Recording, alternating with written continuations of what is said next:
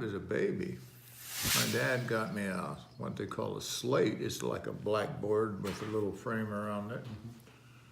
And he could draw with chalk. He would draw on there. We'd do like, we might do a horse. And then he would draw a mule underneath it and show me the difference. And the points in there and how everything was, for instance, the mule's hoof is narrow, where a horse is wider, and so on and so forth. So I began learning like this. And Dad would, do the farm stuff, like the chickens, and then you would do the pigs and so on and so forth. And then I would try to draw like that.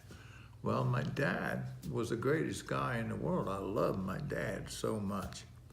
When I was a child, what I really liked about doing this was I was on my way to Colorado. As you're going into Colorado, there's a little red cliffs along there and a river down below.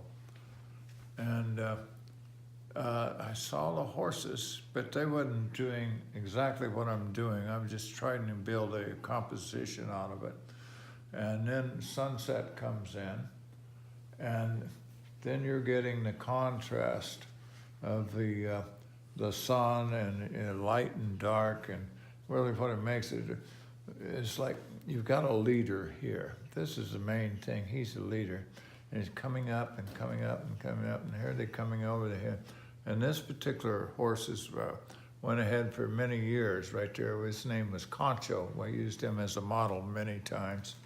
And so everything I know, and what I really like about this is the contrast of the rain in the background and the dust in the foreground. So it makes a happy ending to this kind of a thing. So this is, I take it as far as I possibly can, and then I push it. And if I set it back, then I'll watch it again, and maybe I'll get up and redo things that I think. And if I would have this painting for probably 40 years, every 5 years, I'd probably get up and paint on it. So people don't let me take their paints to their houses. So, okay.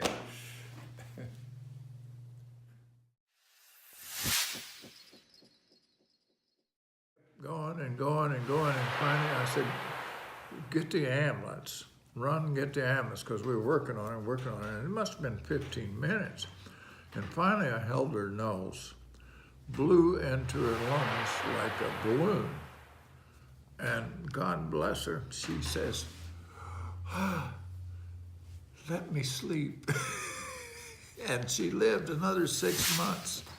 Isn't that a wonderful thing? Wonderful thing.